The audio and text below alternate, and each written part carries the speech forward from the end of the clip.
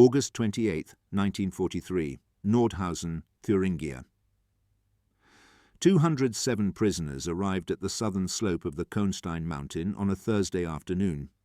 They had been transported from Buchenwald concentration camp, 40 kilometers west, in cattle cars that had taken 11 hours to cover the distance. The SS guards marched them through a partially excavated tunnel mouth cut into limestone and anhydrite rock. Inside, the air temperature held steady at 7 degrees Celsius. The ceiling dripped condensation.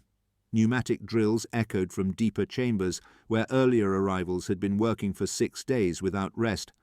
No barracks had been constructed. The prisoners would sleep here, underground, in tunnels still being carved from the mountain. They were issued no blankets. The latrines consisted of fuel drums positioned at irregular intervals along the main galleries. Ventilation shafts had been started, but not completed. Within 3 days, another 1,000 prisoners arrived. By September 15th, 11,000 men lived and worked inside the Kohnstein, mining and assembling in shifts that lasted 14 hours, separated by 10 hours of collapse, onto wooden planks arranged in tiers 4 levels high, constructed in alcoves blasted from the tunnel walls. This was Dora. This was where Germany would build the future. The mountain had been selected for practical reasons. 2 parallel railway tunnels had been excavated during the 1930s as part of a fuel storage project that was never completed. The existing infrastructure provided a foundation. The limestone was soft enough to excavate rapidly, but stable enough to support massive excavations without constant reinforcement. The location placed it beyond the operational range of most Allied bomber formations. Albert Speer had toured the site on September 4th and approved expansion plans that called for 46 perpendicular galleries connecting 2 main arteries, each gallery 600 feet long, the main tunnels stretching more than a mile through the heart of the mountain. They were building a factory. They were building it with men who would not survive to see it completed.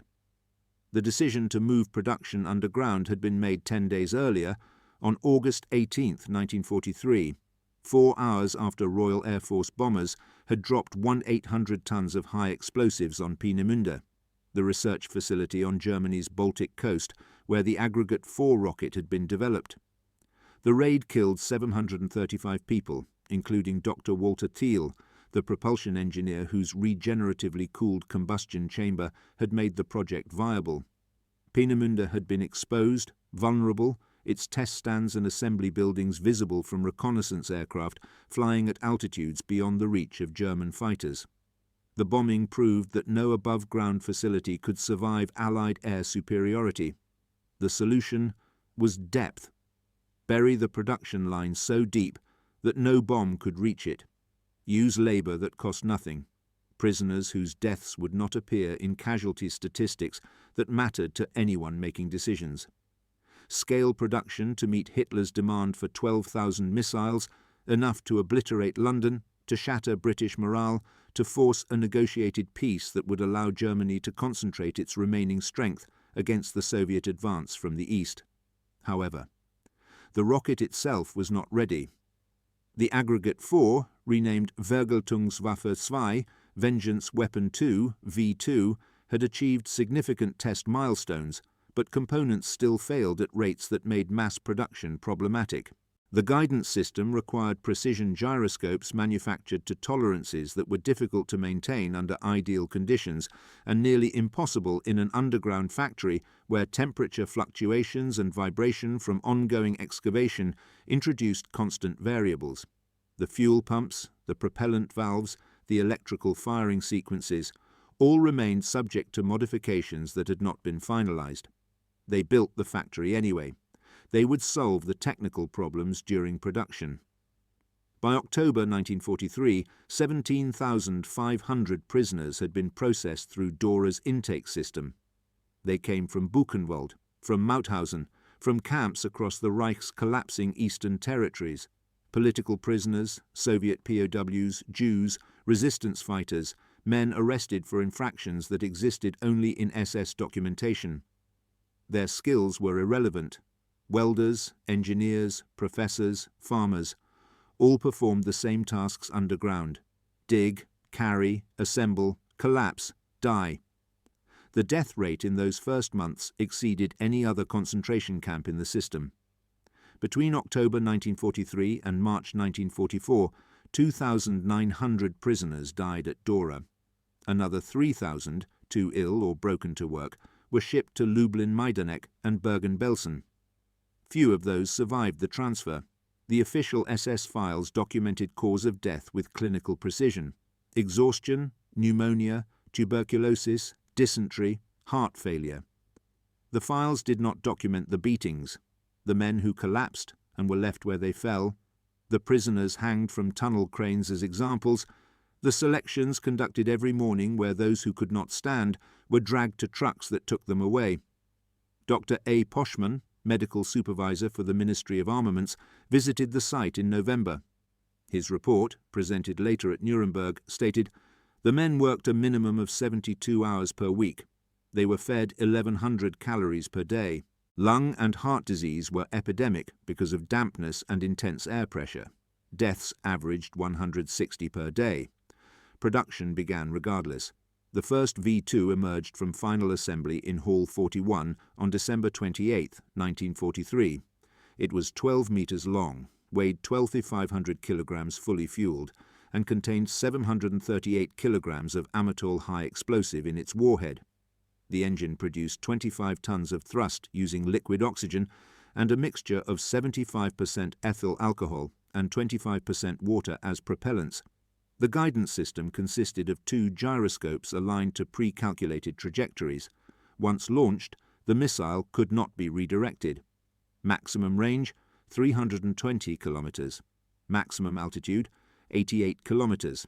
Impact velocity, 3,580 kilometers per hour, faster than sound, ensuring that targets would receive no warning before detonation. The missile worked. Its construction had required resources equivalent to building 4 heavy bombers. A single Lancaster could drop 10 tons of explosives accurately onto a target and return to repeat the mission the following night. The V2 delivered 1 ton, once, to a target it might miss by several kilometers, and could not be reused. Nazi propaganda chief Joseph Goebbels announced in July 1944 that the new weapons had struck paralyzing fear into English hearts. He hinted at more powerful systems under development. The German public, enduring nightly bombing raids that erased entire city districts, desperately needed to believe that retaliation was imminent, that technical superiority would reverse military collapse, that engineering brilliance would compensate for strategic failure. Inside the mountain, men died building that illusion at a rate that exceeded the weapon's capacity to kill. The tunnel system expanded according to SS General Hans Kammler's specifications. Tunnels A and B ran parallel for 6,200 feet, curving gently through the mountain's interior.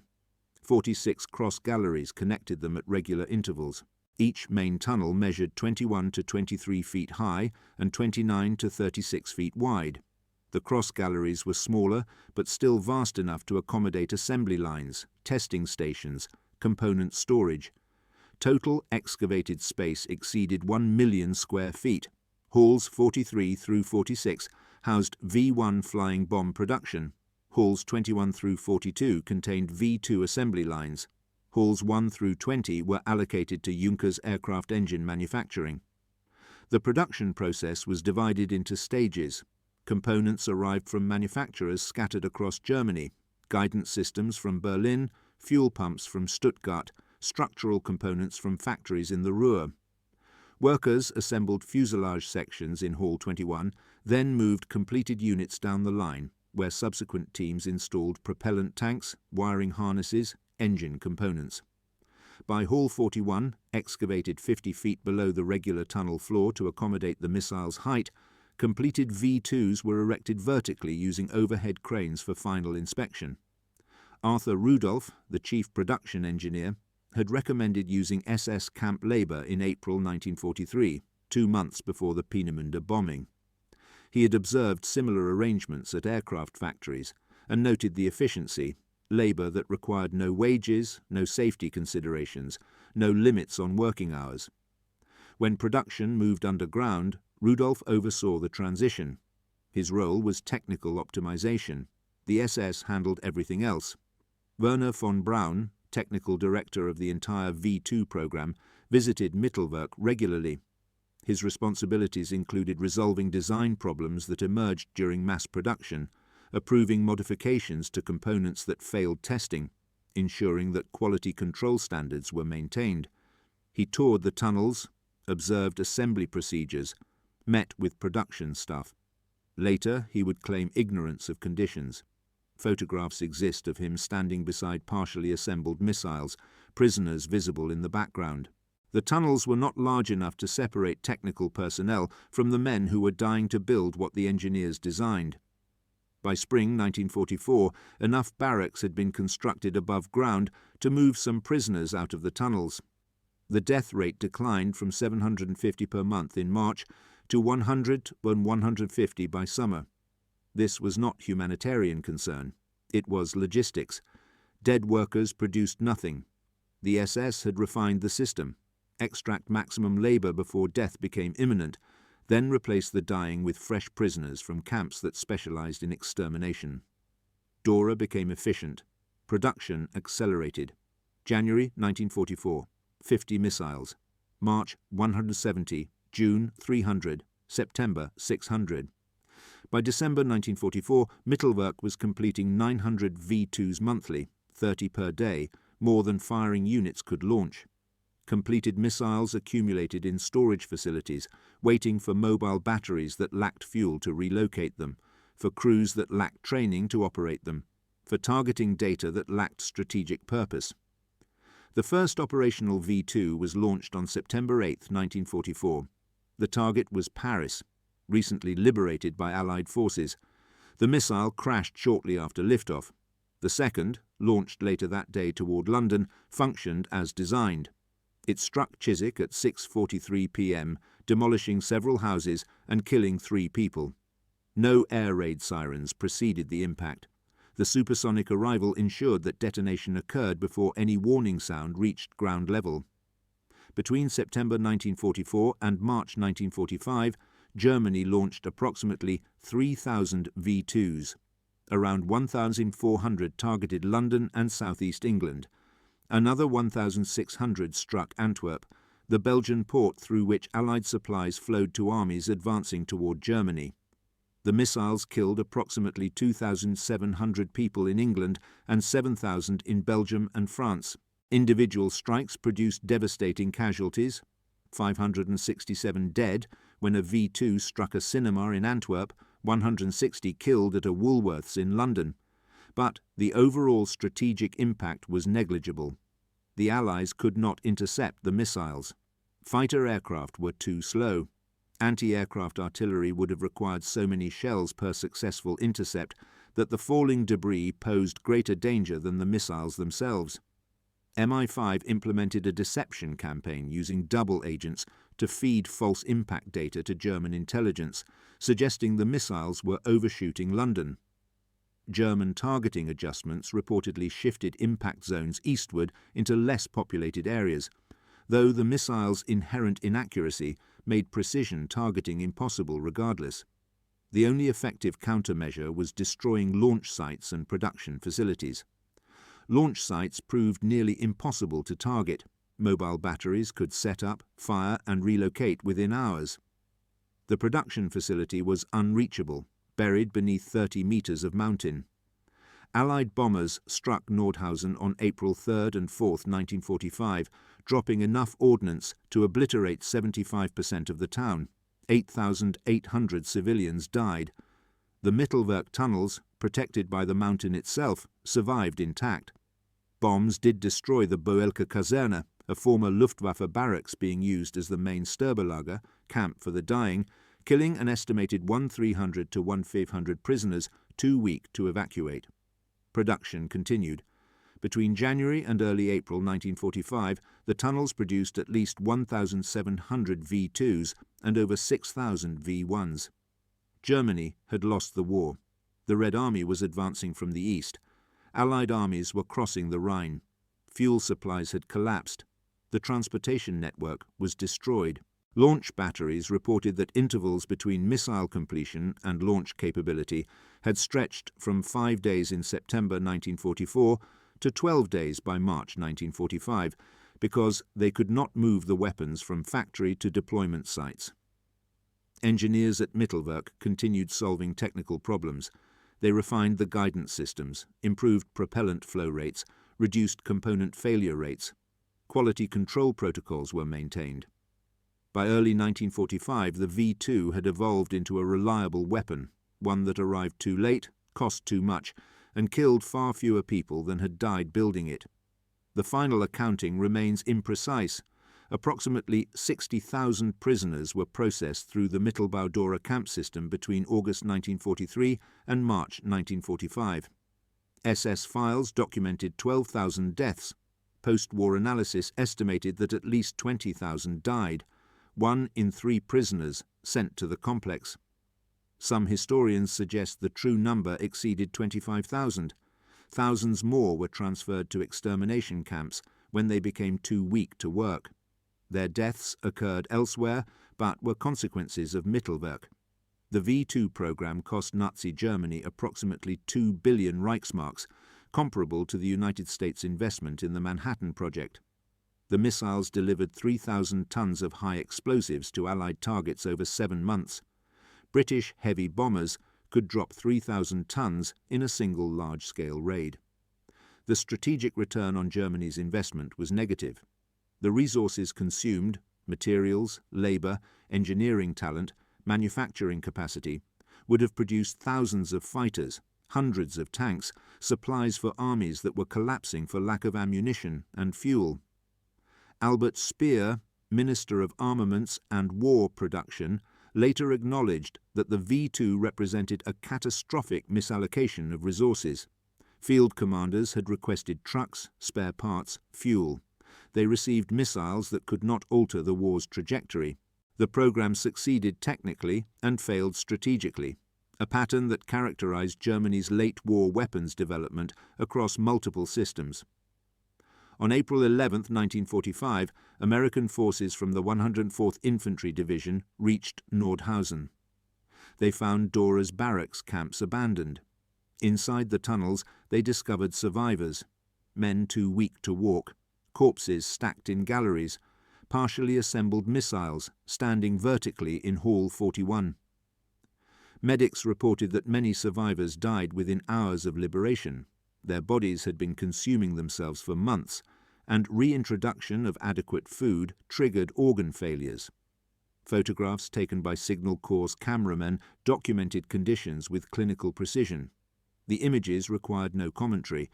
They showed what engineering brilliance looked like when implemented by a regime that measured human beings as expendable resources, calculated their utility in production hours, and discarded them when efficiency curves declined. American technical intelligence teams catalogued everything. They measured tunnel dimensions, documented assembly procedures, photographed guidance systems, and interviewed surviving engineers. Werner von Braun and approximately 120 members of his team surrendered to American forces in early May. They brought documentation, notebooks, blueprints, test data that represented more than a decade of rocket research. The United States wanted that knowledge. Questions about how it had been acquired were set aside for later consideration. The Soviet Union arrived at Nordhausen on May 5th to find the tunnels thoroughly stripped. American teams had already removed key equipment, shipped hundreds of tons of components westward, and secured the most valuable personnel. Soviet forces salvaged what remained: tools, structural materials, incomplete missiles, and German engineers who had not been evacuated westward. They would use this foundation to develop their own ballistic missile programs. Von Braun eventually joined NASA. His work on the Saturn V rocket, which placed humans on the Moon in 1969, was built on principles developed for the V-2. The technological lineage was direct: liquid-fueled engines, gyroscopic guidance, staged propulsion systems. The connection between the weapon that killed thousands and the vehicle that represented humanity's greatest exploratory achievement remained uncomfortably explicit. Arthur Rudolph, The production chief at Mittelwerk also came to America. He worked on the Saturn project until 1984, when Justice Department investigators examining Nazi war criminals in the United States confronted him with evidence of his role at Dora. He renounced his American citizenship and returned to Germany to avoid prosecution. He died in 1996, having never been formally convicted, but having admitted to knowledge of conditions at Mittelwerk. The factory itself was sealed by Soviet occupation forces. East Germany maintained the site as a memorial, though one carefully curated to emphasize Soviet liberation rather than German crimes. After reunification, the Mittelbau-Dora Memorial was established with more comprehensive documentation. Visitors can walk through portions of the tunnel system. The galleries are cold, damp, silent, except for dripping water. Informational placards provide statistics, context, photographs. The space itself communicates what words cannot, the physical reality of industrial murder implemented with engineering precision. In total, Germany produced 5,197 V-2 missiles at Mittelwerk. Official launch records document approximately 3,000 operational firings. The remainder, nearly 2,350 missiles, were captured, destroyed during Allied advances, or abandoned when firing units ran out of fuel and infrastructure to support operations. Some were never removed from storage. They represented engineering excellence rendered strategically meaningless, technical achievement without tactical value, weapons built to win a war that had already been lost before production began. The V-2 killed between 9,000 and 12,000 people in England, France, and Belgium. At least 20,000 prisoners died building them. The arithmetic was straightforward and damning. The weapon killed more through its construction than through its deployment. Nazi ideology had produced a weapon that was primarily effective at murdering those forced to manufacture it. Post-war technical analysis acknowledged the V-2's revolutionary design. It was humanity's first long-range ballistic missile, the first vehicle to reach space, the technological ancestor of every rocket that followed. The engineering was brilliant. The science was sound. The execution was flawless once production problems were resolved. None of this altered the fundamental calculation. The V-2 represented resources consumed without strategic return, technical mastery divorced from military reality, innovation implemented at genocidal cost. Hitler had believed the V-weapons would change the war's trajectory. Goebbels had promised terrified German civilians that retaliation was coming, that superior technology would prevail, that engineering could substitute for strategic position. The missiles arrived. They struck targets. They killed civilians who could not defend against them. They accomplished nothing that mattered. The final V-2 was launched on March 27, 1945. The target was Antwerp. Impact location was never confirmed. The missile either malfunctioned during ascent or struck outside the city where no one reported the detonation. 6 weeks later, Germany surrendered unconditionally. The 1,000-year Reich had lasted 12 years. Its most advanced weapon had operated for 7 months and was rendered obsolete by military collapse before its technical potential could be fully realized. The tunnels remain. The mountain remains. The engineering drawings are preserved in archives in Washington, Moscow, and Berlin.